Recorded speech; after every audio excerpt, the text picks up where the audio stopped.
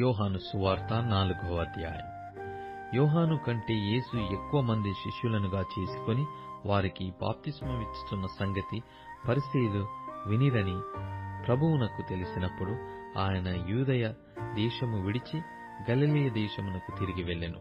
అయినను యేసు బాప్తిస్మమియ్యలేదు గాని ఆయన శిష్యులు ఇచ్చుచుండిరి. ఆయన సమరయ మార్గమున వెళ్ళవలసిన వచ్చెను కనుక యాకోబు తన కుమారుడైన యోసేపుకిచ్చిన భూమి దగ్గరనున్న సమరయలోని సుఖారాను ఒక ఊరికి వచ్చెను. అక్కడ యాకోబు బావి ఉండెను గనుక యేసు ప్రయాణము వలన అలసియున్న రీతిని ఆ బావి యొద్ద కూర్చుండెను. అప్పటికి ఇంచుమించు 12 గంటలాయెను. సమరయ స్త్రీ ఒకతే నీళ్లు చేదుకొనుటకు అక్కడికి రాగా యేసు నాకు దాహమునకిమ్మని ఆమెనడిగెను. ఆయన శిష్యులు ఆహారమును కొనుటకు ఊరిలోనికి వెళ్లి ఉండిరి. ఆ సమరయ స్త్రీ, యూదుడవైన నీవు సమరయ స్త్రీనైన నన్ను దాహమునకిమ్మని ఎలాగూ అడుగుచున్నావని ఆయనతో చెప్పాను. ఏలయనగా యూదులు సమరయులతో సాంగత్యము చేయరు. అందుకు యేసు, నీవు దేవుని వరమును నాకు దాహమునకిమ్మని నిన్ను అడుగుచున్నవాడెవడో అదియు ఎరిగియుంటే నీవు ఆయనను అడుగుదువు, ఆయన నీకు జీవజలమిచ్చునని ఆమెతో చెప్పాను. అప్పుడు ఆ స్త్రీ, అయ్యా, ఈ బావి లోతైనది, చేదుకొనుటకు నీకేమీయూ లేదే. ఆ జీవ జలము ఎలాగు నీకు దొరుకును? తానును తన కుమారులను పశువులను ఈ బావి నీళ్లు త్రాగి మాకిచ్చిన మన తండ్రి అయిన యాకోబు కంటే నీవు గొప్పవాడవా అని ఆయనను అడిగాను. అందుకు యేసు, ఈ నీళ్లు త్రాగు ప్రతి వాడును మరల దప్పికొనడు. నేనిచ్చు నీళ్లు త్రాగువాడెప్పుడునూ దప్పికొనడు. నేను వానికిచ్చు నీళ్లు నిత్య జీవమునకై వానిలో ఊరెడి నీటి బుగ్గగా ఉండునని ఆమెతో చెప్పాను. ఆ స్త్రీ ఆయనను చూచి, అయ్యా, నేను దప్పికొనకుండునట్లును చేదుకొనుటకింత దూరము రాకుండునట్లును ఆ నీళ్లు నాకు దయచేయమని అడగగా యేసు, నీవు వెళ్లి నీ పెనిమిటిని పిలుచుకొని ఇక్కడికి రమ్మని ఆమెతో చెప్పాను. ఆ స్త్రీ, నాకు పెనిమిటి లేడనగా యేసు ఆమెతో, నాకు పెనిమిటి లేడని నీవు చెప్పిన మాట సరియే. నీకు 5 పెనిమిట్లుండిరి, ఇప్పుడు ఉన్నవాడు నీ పెనిమిటి కాడు. సత్యమే చెప్పితివనెను. అప్పుడు ఆ స్త్రీ, అయ్యా, నీవు ప్రవక్తహని గ్రహించుచున్నాను. మా పితరులు ఈ పర్వతమందు ఆరాధించిరి గాని ఆరాధింపవలసిన స్థలము యెరూషలేములో ఉన్నదని మీరు చెప్పుదురని ఆయనతో అనగా యేసు ఆమెతో ఇట్లనెను, అమ్మా, ఒక కాలము వచ్చుచున్నది, ఆ కాలమందు ఈ పర్వతము మీదనైనను యెరూషలేములోనైనను మీరు తండ్రిని ఆరాధింపరు. నా మాట నమ్ము. మీరు మీకు తెలియని దానిని ఆరాధించువారు, మేము మాకు తెలిసిన దానిని ఆరాధించువారు. రక్షణ యూదయలో నుండియే కలుగుచున్నది.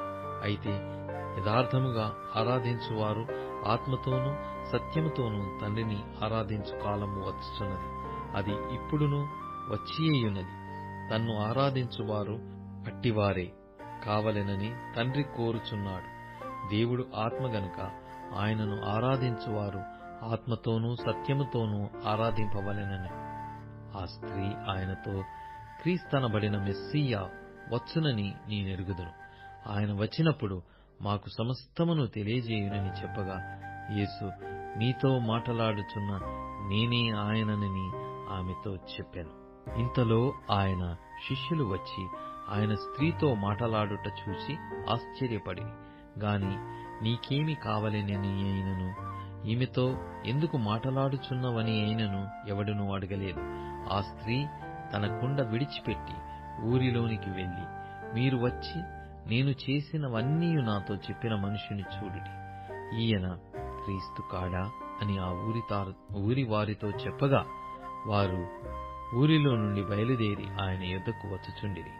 ఆలోగా శిష్యులు, బోధకుడా, భోజనము చేయమని ఆయనను వేడుకొనిరి. అందుకాయన, భుజించుటకు మీకు తెలియని ఆహారము నాకు ఉన్నదని వారితో చెప్పగా శిష్యులు ఆయన భుజించుటకు ఎవడైనా నేమైనను తెచ్చునేమో అని ఒకనితో ఒకడు చెప్పుకొనేది. యేసు వారిని చూచి, నన్ను పంపిన వాని చిత్తము నెరవేర్చుటయు ఆయన పని తుదముట్టించుటయు నాకు ఆహారమై ఉన్నది. ఇంకా 4 నెలలైన తర్వాత కోతకాలము వచ్చునని మీరు చెప్పుదురు గదా, ఇదిగో మీ కనులెత్తి పొలములను చూడుడి, అవి ఇప్పుడే తెల్లవారి కోతకు వచ్చియున్నవని మీతో చెప్పుచున్నాను. విత్తువాడు కోయువాడును కూడా సంతోషించున్నట్లు కోయువాడు జీతము పుచ్చుకొని నిత్య జీవార్థమైన ఫలము సమకూర్చుకొనుచున్నాడు. విత్తువాడొకడు కోయువాడొకడును మాట ఈ విషయములో సత్యమే. మీరు దేనిని గూర్చి కష్టపడలేదో దానిని కోయుటకు మిమ్మును పంపితిని.